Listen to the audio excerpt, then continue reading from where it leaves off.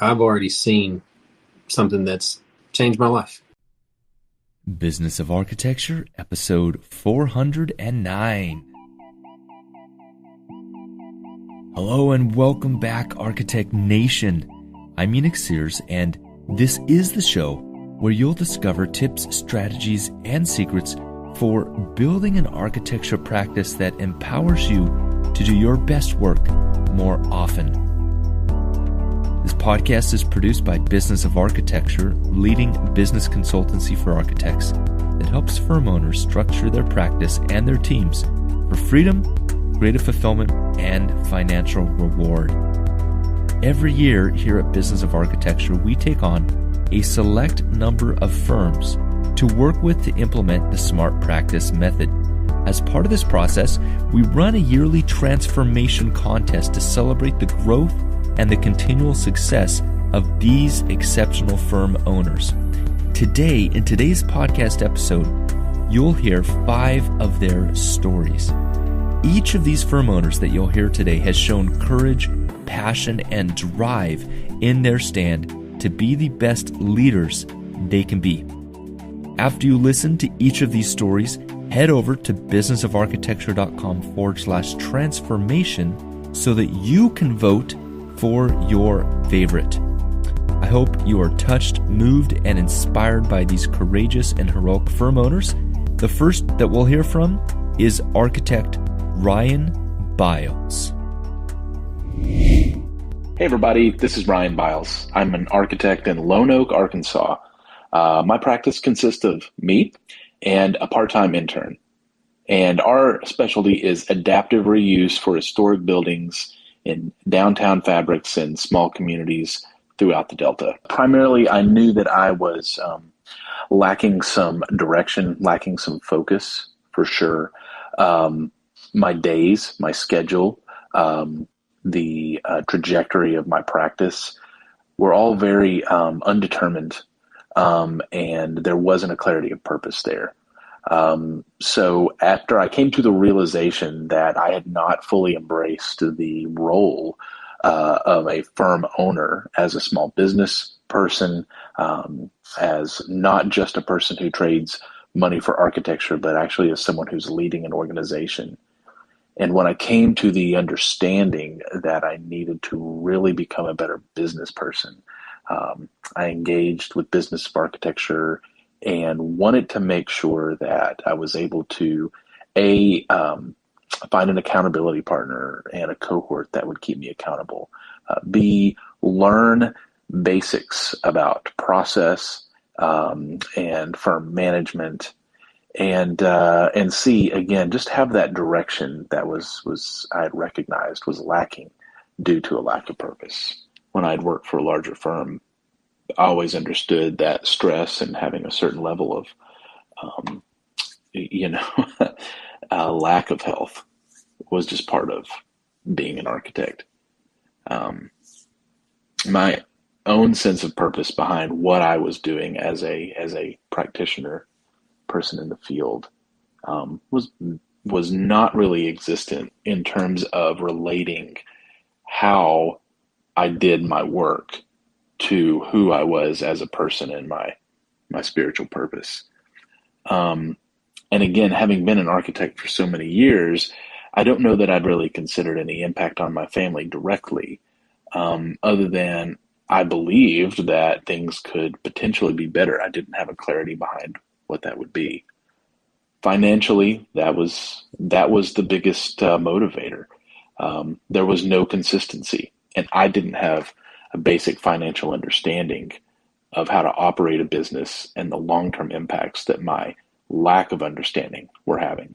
So for me, some key results so far are, first of all, an increased level in my business literacy, my financial competency,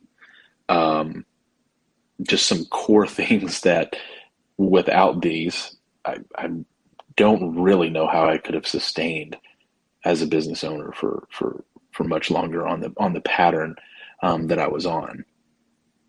Gaining a level of confidence by virtue of my SMART practice cohort, by virtue of the systems that we've learned and are implementing, and the confidence that I have an ability to be a leader, to lead a practice.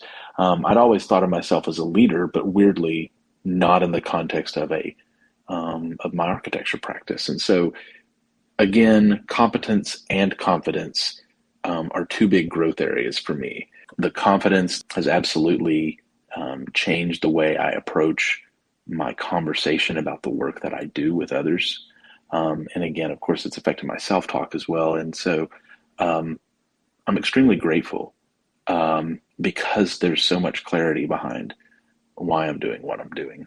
So I think for me, when we're talking about work environment, having now had my own practice as essentially just myself in the location for nearly 2.5 years, that's a much different environment than I'd ever been in. But for about half of that time, again, I didn't know what I was doing. So it was me on my own, and I would just say I did not feel like I had a support system because I didn't. I didn't have a lot of confidence. So it was somewhat without, a little bit wayward, right? Somewhat, well, certainly without a direction. And so that does affect attitude, that affects physical environment in terms of kind of what we surround ourselves with. And again, I think I would describe my work environment now, and again, it's just me, and I share some studio space with some others, but that are not related to my practice. I really find a lot of joy in my work, a lot of joy in my work environment. There's a lot of reasons for that, and the organizational maturity that's occurred because of the systems that we put in place and the approach that we're taking through the smart practice method has resulted in so many things in the work environment that bring joy. But just even the physical environment, there's something about being very, I guess, comfortable and proud of what we're building and confident that there's a future there. Now that I understand what's possible, now that we have been engaged over a year, I can absolutely say that my level of stress, again, something that I had really, to me, been a foregone conclusion as an architect, that's the way things are going to be, because in a previous environment, that's what had always been modeled to me.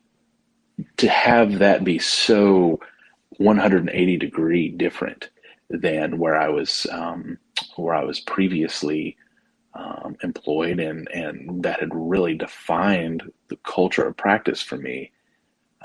It's been a relief. Again, not just that's the word for me. I feel relieved.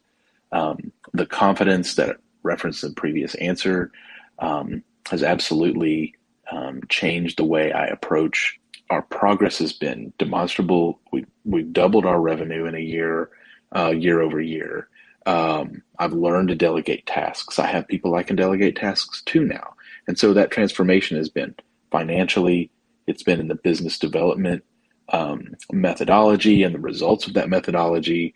And I think the most key and crucial piece has been the first thing that we did, which was the mission, vision, and purpose statements. The crafting of that which has now become a daily essential review for me, that aligns my focus every day to a greater purpose that I can easily recall, easily access, and draw upon, has been a phenomenal transformation for me. Wow, amazing insights. What an incredible share from Ryan. Next up on our list, you'll hear from architect Paul Southouse. Hi, I'm Paul Southouse. I own and run a practice of architects in Oxford in the UK. Our focus is on building homes and making sure everyone can afford to buy a home. That's our key focus. I'm also an owner of a bar and off license, which is part of the architectural practice. And the focus of that is to inspire creative spirits. So bringing people in, having discussions, having arguments and just as an architectural practice, engaging with people, us having a front door and people can talk to us and really thrash through issues or think of solutions to things and really change the way we practice and our position within the community. Okay, so if you'd asked me a year ago who I was, I'd be Paul Southhouse. I'd be an architect and I'd have 2 assistants helping me, and I'd really be, I was limited in the impact I could have locally and globally. My instinct is that I have a greater purpose and to have an impact more widely and change the world in some way. I think doing that, I'll be doing that locally, which then have an impact more widely, just on the approach. As architects, we are creative thinkers. We start off with a blank piece of paper and create something, solve a problem. Now, if you think about that from a system viewpoint, right from the beginning, how things are even conceived, how we talk to each other, imagine spaces. There's currently a lot of conflict, and if everyone sort of made sure there's a sort of divide and rule by the system, opposite parties arguing against things and things getting done and not in the best way. And if we come together and agree the best way forward, we can create the best solution for everyone. In terms of what has changed, it's me understanding myself and others around me, and really that's the key. It's just about people and connecting people, inviting the right people in at the right time has made a fundamental breakthrough. There are obviously many systems and processes that have been brought in place to support that, but it's simply down to connecting people, getting the right people in to do the right job. There are ups and downs in a process of transformation. I think overall there'd be a huge up, but there's a huge challenge as well. And I faced many challenges, extreme lows and extreme highs. So I think, like any design process, you're going to experience amazingness and then also just really tough challenges. But remaining positive just gets you through. Previous to joining the business of architecture, a practice of 3, I think over the year, and this has happened organically, I've hired 7 people and also had to let 3 people go. So I don't know if the maths works, but there's 6 of us currently. And we have now an amazing team. Everyone knows exactly their purpose, where they are in the team, and what their role is. It's a really good feeling in the office, and through that we can do great things. Amazing. Enoch here again. And next up, we're going to hear from architect James Perch. I'll let James tell you more. James, take it away. My name is James Perch, and I own Creative Interface Architecture and Interiors, based outside of Atlanta in rural West Georgia. We focus mainly on commercial projects and high-end residential. When I got into architecture and interior design, I was passionate, idealistic. I could see myself being a world changer and an influential, impactful person that dealt with real problems and made a big difference. But my career path didn't give me those kind of opportunities, and I worked for the wrong firms. I worked for the wrong people, and those ambitions and that excitement and that idealism, it wasn't believed in by anybody but me. And so there was a hopelessness and a rudderless feeling to my career. When I started my own company, all I really knew to do was I just wanted to do what I saw wrong in those other companies and fix that. But I had never really worked for any companies that did it any differently. And so I didn't know enough to make the real big changes. I couldn't grasp or understand what the difference was between where I was headed and the companies and the architects and designers that I looked up to. And so I didn't have a plan. I didn't have a strategy. I didn't have any idea how to get where I wanted to be. There was definitely some elements of my personality, my goals, my personal values, and my confidence that had been suffering. And I think I was getting used to it, which is alarming, that I was resigning to surrendering that ambition, which is alarming for me. In years past, my relationships had suffered because of the frustrations that I had felt around work and my career and my perceived lack of accomplishments. So I know that my relationships had suffered in the past. Over the last couple of years, it's also been a pretty huge improvement, and it came with some changes that I had started to make in myself. Benefits come in the form of peace and a feeling of purpose and satisfaction in what I'm doing and why. And the reason behind it is clear to me now. And that gives me a great sense of peace. Also confidence, not just in what I can do, but that the plan I have right now is a great plan. And that this plan will get me, my company, where it needs to be. So there was always confidence in my ability to create great design and great art and great architecture. Now I have confidence in my ability to run a business and to be successful and profitable.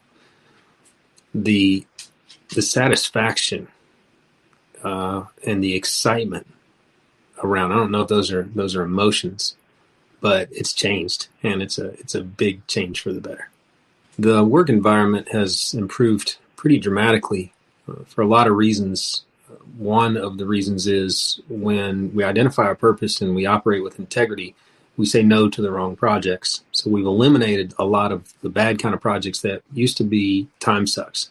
And that has more impact on you than just your time and just your bottom line. That sucks emotion and love of what we do out of our daily tasks and out of our daily experience.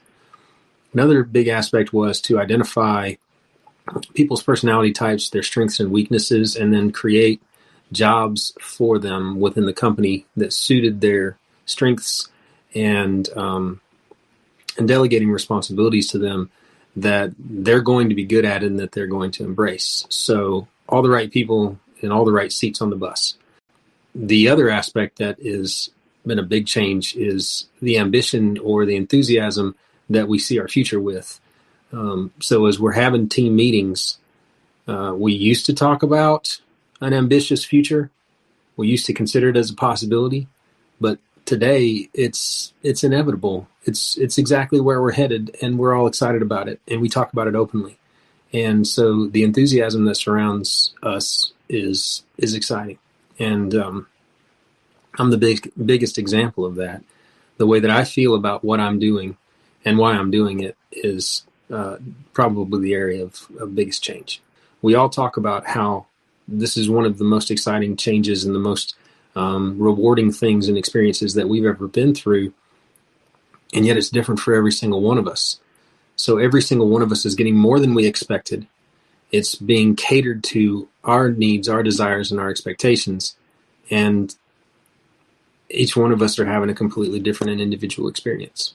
One area where B of A is making a big difference for me is finances, both in understanding them and implementing what I understand, and in creating a new future for myself that's going to make some big changes for the better. It's going to change my family tree. I've gone from being rudderless and really didn't have a clue of how to change it to being very purpose driven, very excited about my future, very confident about my plan, very enthusiastic about sharing my plan with others, sharing my mission and my purpose with other people. And that changes everything about the way that my career is shaping up. So I can't wait to see what results are going to come next. And I'm anticipating big ones, but I've already seen something that's changed my life. Okay, incredible story and share from James Perch. Now, next on our list, you'll hear from architect Ron Howell. Here we go.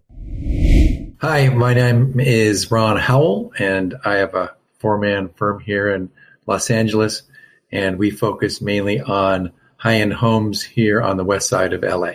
So I've been a licensed architect for over 30 years, and about 20 of that I've been a sole proprietor.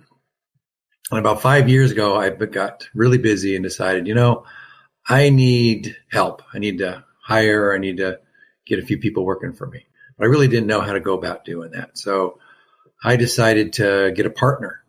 And I got a partner who had a larger firm and knew how to run a firm and run a business. And that didn't work out.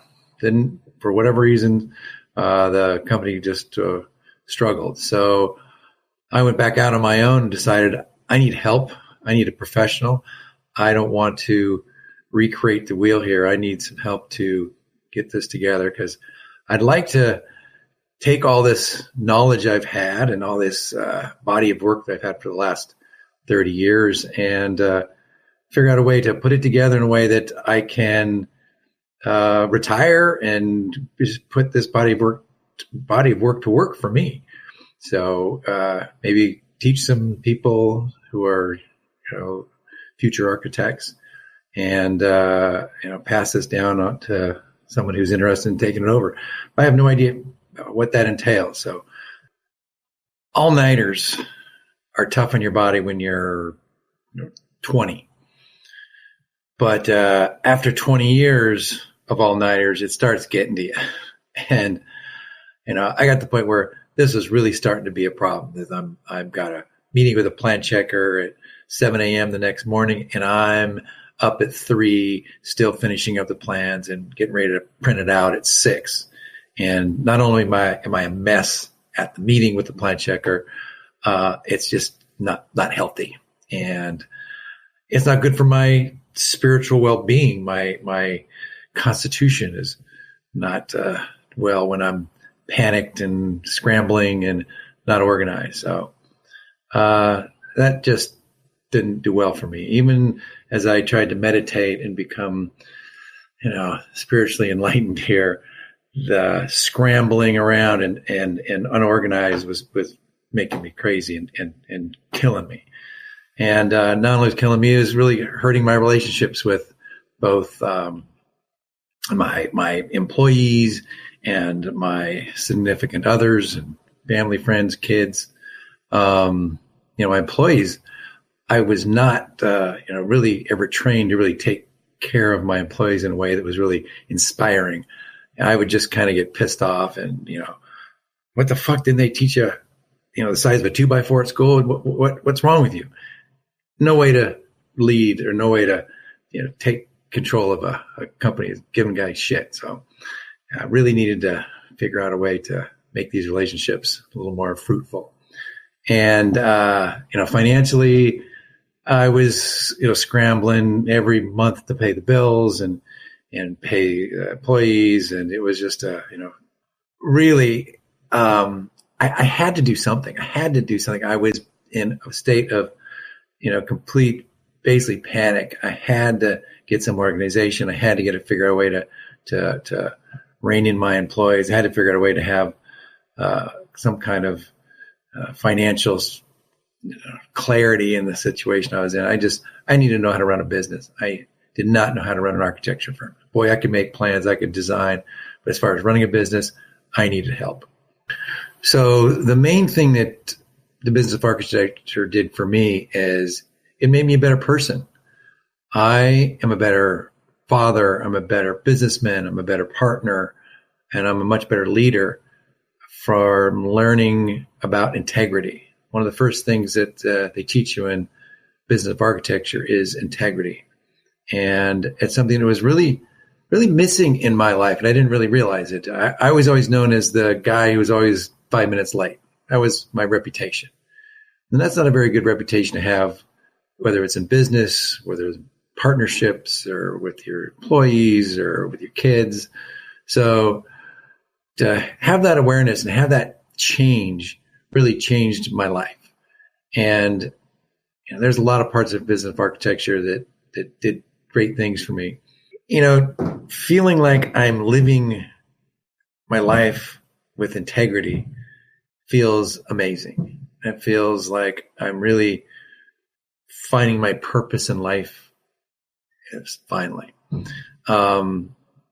Looking back, it kind of feels like shit that I don't even know how I got along this far with this far out of integrity, but it feels great that I'm going to move forward here and be able to pass this on to my employees, to my kids, and this feeling of confidence and self-worth. So thanks. Business of architecture has helped my work environment by making me feel really good about talking to my employees. I look forward to it. And it was something that in some sense I dreaded. I just didn't know how to really speak to them and get the best out of them and inspire them as much as I wanted to. And with the training from Business of Architecture, not only did I feel much more confident in guiding them, I enjoy it, and I look forward to the interaction with my employees. So that's a big part of what they've given me. The other part is really getting my organization together. I really had a system when I was a sole proprietor that worked great for me, and I knew where everything was and figured out. To be able to have a system that I could expand and grow with and explain to my employees and have a system that works for all of us has really been comforting. And I just not knowing how to expand this system and having the Business of Architecture, not only their guidance, but having their coaching and kind of taking me through those systems. So it's really been great. An amazing and incredible story of transformation from Ron Howell. Now, last but definitely not least, you'll hear from architect Matthias Daroche. Here is Matthias. Hi, my name is Matthias Daroche, and I'm the principal and founder of MIK Architecture.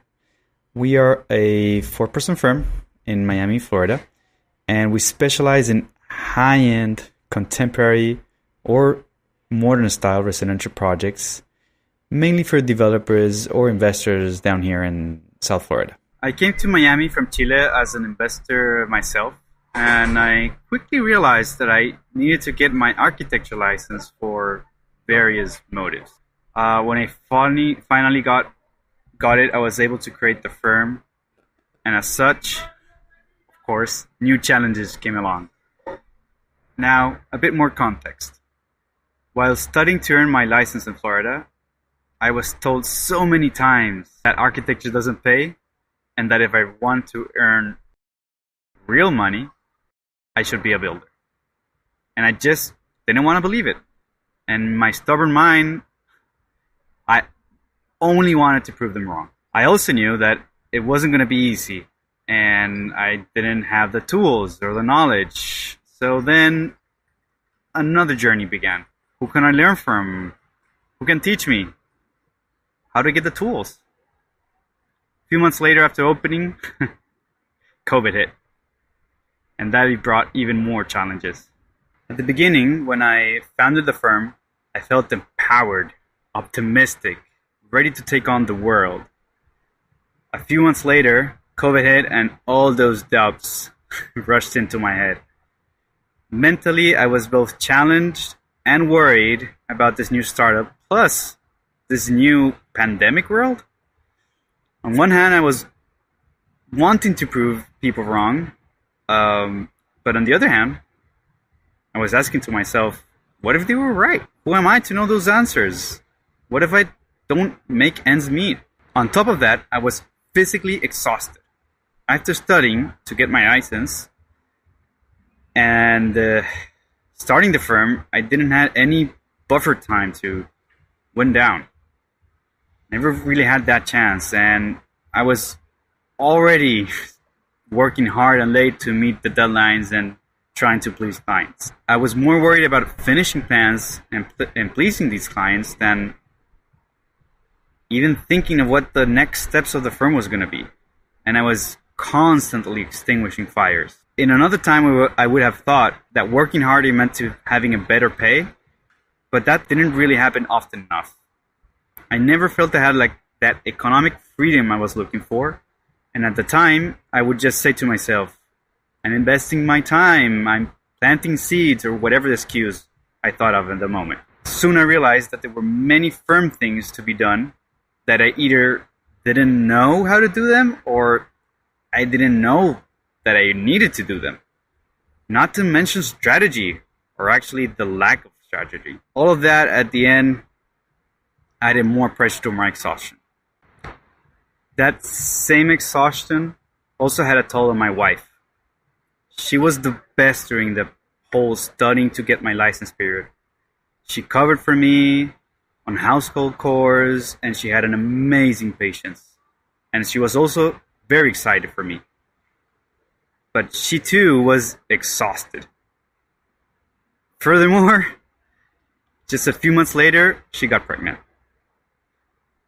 Or better said, we got pregnant. Suddenly, I didn't feel like I wanted to work all day, and I wanted to have that good family time as well. So far, I've learned the importance of having goals and targets, but most importantly, a mission to set my eyes on. With that also came the tools to achieve the target, such as how to grow my firm, how to delegate, have a clear understanding of who does what and when. And during BOA, I grew from a solopreneur to a 4-person team, and a great team, by the way. And I've learned the importance of having profits, the right projects, and knowing how to plan for the next 12 weeks, 12 months, and even 12 years. Everything comes down to my mindset. I'm a different person today, and I see myself as a businessman and not just an architect. I now have a plan, and I stopped worrying about being able to get ends meet. Today, I know that I'm on my way to proving others wrong. Architecture does, in fact, pay. And it does without sacrificing design or the satisfaction of giving the best to your projects. It's the best of both worlds. I truly believe that today our work environment is great. We're very flexible, we take care of each other, we're all interested in a work-life balance. And in the end, we're also more productive. We don't point out any mistakes to judge. We do it to encourage, to find the solution, and to keep learning. We're also very flexible on remote working or the hours of work. But I'm mostly proud to say that we all prefer to go to the office rather than work from home. Because ultimately, we have fun, even in the most stressful times. And that's a wrap for today. I hope you enjoyed each one of these exceptional firm owner success stories. And let me ask you a question. Which one of these stories were you moved by the most? Now's your opportunity to cast your vote for who you think should be the winner, who should receive this year's Transformation Contest Award. Head on over to businessofArchitecture.com/transformation to cast your vote. The views expressed on this show by my guests do not represent those of the host, and I make no representation, promise, guarantee, pledge, warranty, contract, bond, or commitment except to help you conquer the world. Carpe diem.